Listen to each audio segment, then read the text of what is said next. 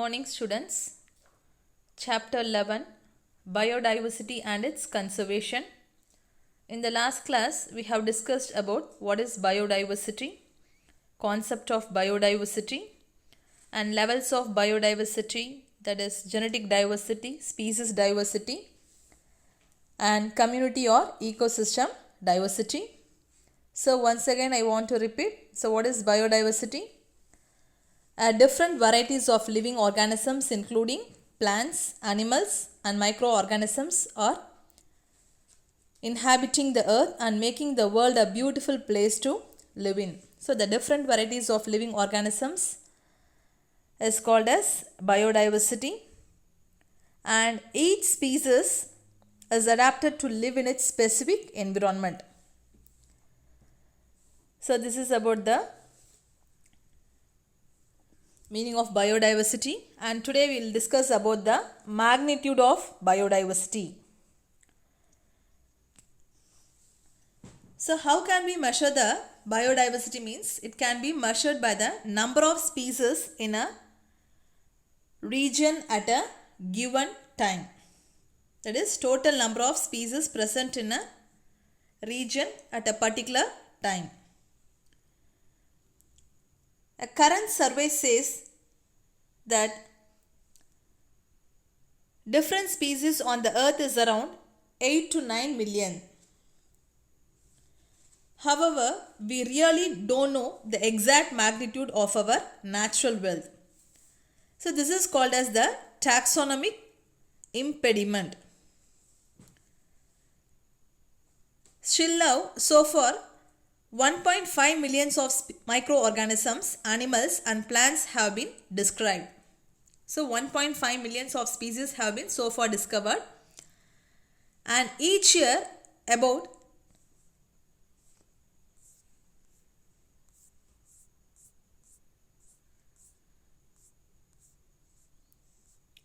10 to 15,000 new species have been identified, and it also has been published worldwide. And out of these species, 75% are invertebrates. And there are a number of undescribed species is there, and it is undoubtedly much higher.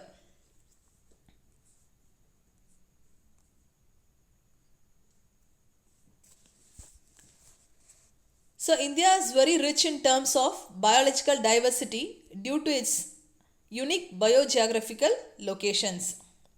So our country India is rich in biodiversity due to its unique biogeographical locations.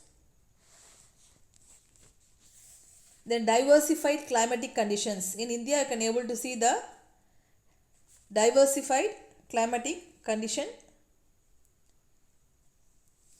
and enormous eco-diversity and geodiversity. So according to the World Biogeographic Classification, India represents two of the major reams. One is the Palearctic ream and another one is the Indo-Malayan, and there are three biomes. Biomes include the tropic humid forest, tropic dry or deciduous forest, and warm deserts or semi-deserts. So India represents two major reams. One is Palearctic and another one is Indo-Malayan reams. And the total land surface of our country is 2.4 of the world total land surface, and India is known to have over 8% of the species of animals that the world holds. So of the total number of species that the world holds, India occupies 8% of the species, and the percentage accounts for about 92,000 known species. So far 92,000 known species have been identified in our country.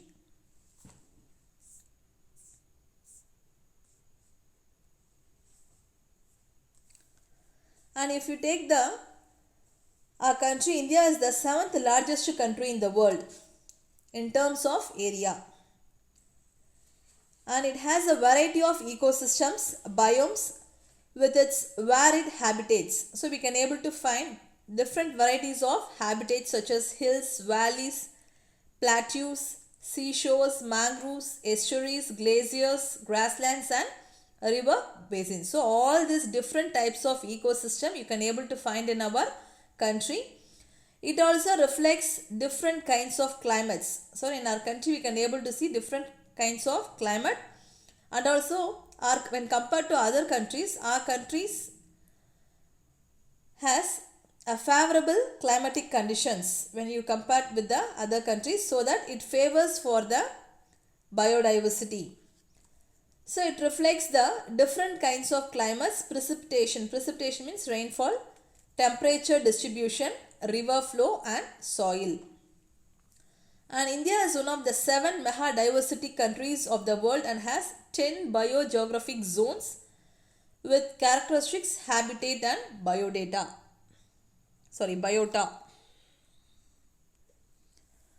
So if you take our Earth history, there are 5 or 6 times mass extinctions have been occurred. So mass extinction means a mass of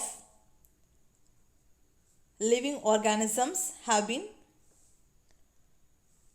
destroyed due to some of the major natural calamities such as earthquake, tsunami, forest fire, etc. So our world is currently undergoing a very rapid loss of biodiversity due to this great mass extinction. Next we will discuss about the patterns of biodiversity distribution. So if you take the distribution of plants and animals, it is not uniform around the world. That means the variety of species, for example a particular variety of animals or a particular variety of plants is not uniform all around the world. It differs from one country to another, or it differs from one ecosystem to another. So this is called as the distribution of plants and animals. And organisms require different sets of conditions for an optimum metabolism. So different organisms require different set of conditions for their metabolic activities and growth.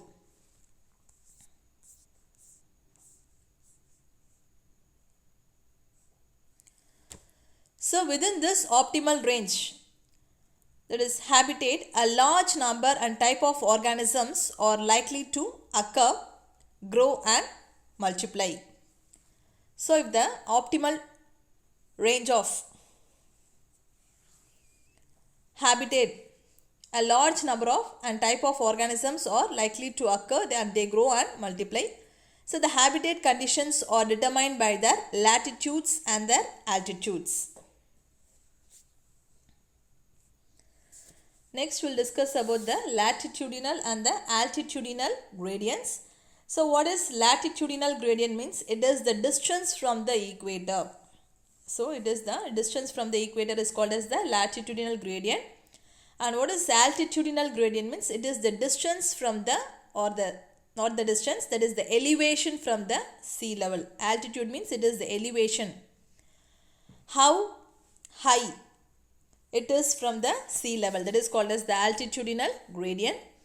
So temperature, rainfall, distance from the equator, that is latitudinal gradient, and altitudinal gradient, that is altitude from the sea level, are some of the factors to determine the biodiversity distribution. So the biodiversity distribution means that is the number of plant and animal species which are distributed in different parts of the world is based on the temperature, precipitation, then latitudinal gradient and altitudinal gradient. Next, the most important pattern of biodiversity is latitudinal gradient in diversity. So when you compare to other factors, the main factor which determines the biodiversity distribution is the latitudinal gradient, that is how long distance it is from the equator. So it means there is an increasing diversity from the poles to the equator. That is, when you compare the poles, that is the North Pole and the South Pole, the species distribution is very, very less in the poles. And it increases from the poles, and when it reaches the equator, that is, the distribution of species increases from the polar regions to the equatorial regions. That means in the polar regions it is very, very less, and when it reaches near the equator, the distribution is more. Diversity increases as one moves towards the temperate zones and reaches the maximum at the tropics. So the species distribution, that is the number of or total number of species, is present more in the temperate zones and most in the tropic zones. That means in the tropic zones only you can able to find a very high population of species. That is, a variety and a number of species are more in the tropical regions and in the temperate regions, and it is very, very less in the polar regions.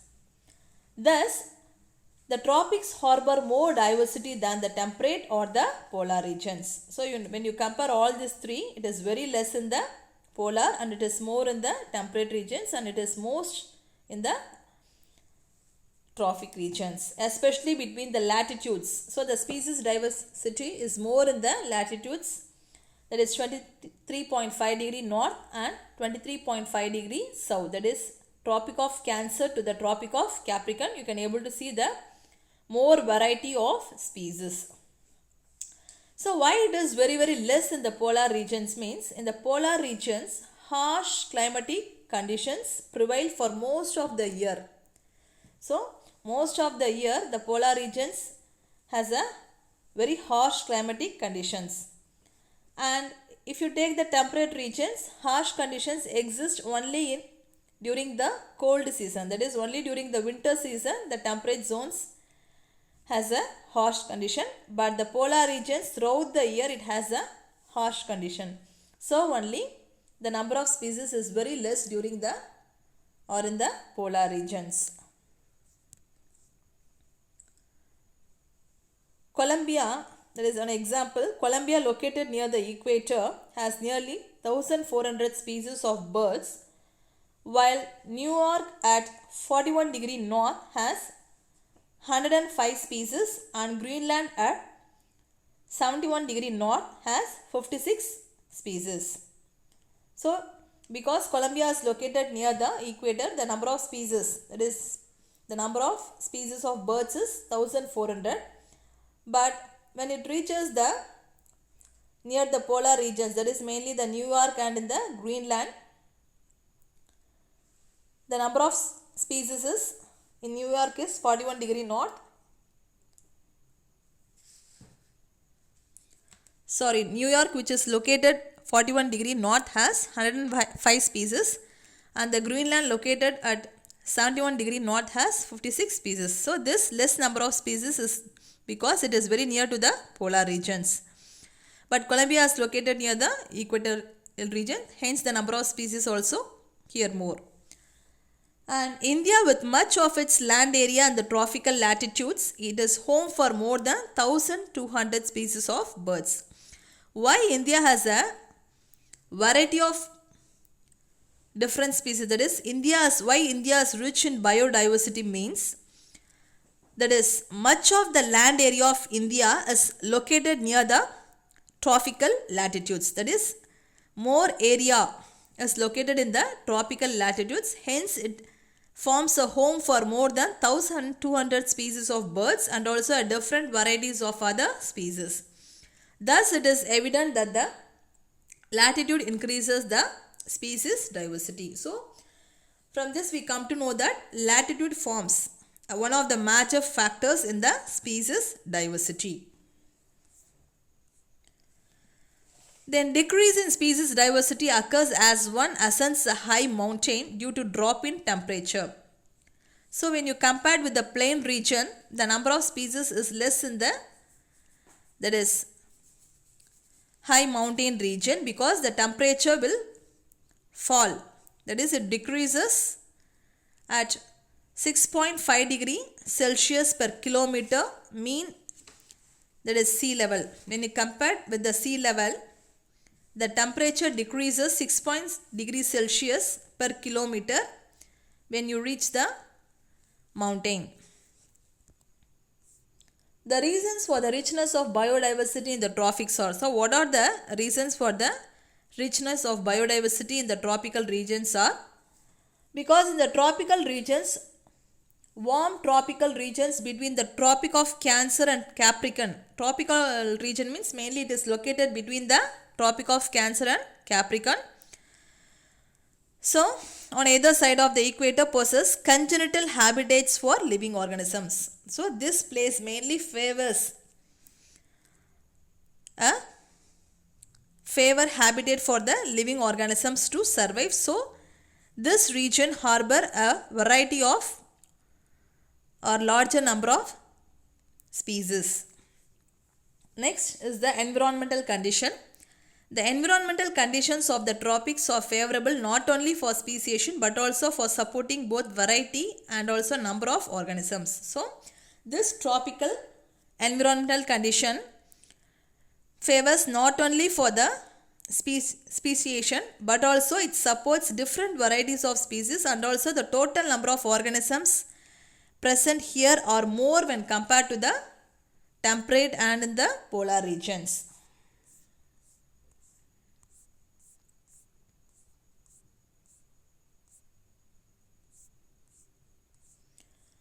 Next, the temperature. If you take the temperature of the tropical region, it varies between 25 degrees Celsius to 35 degrees Celsius, a range in which most metabolic activities of living organisms. So, metabolic activity means it includes digestion, respiration, all these things. So, mainly the organisms requires the optimum temperature of 25 degrees Celsius to 35 degrees Celsius. This you can able to find in the tropical regions. So, the temperature varies here between 25 degrees Celsius to 35 degrees Celsius, a range in which most metabolic activities of living organisms occur with ease and efficiency. So, this also favors for the biodiversity. Then the average rainfall is often more than 200 mm per year. So, the rainfall is here also is more, and this is also one of the reason for the speciation. Next is climate seasons, temperature, humidity, photo periods are more or less stable and encourage both variety and numbers.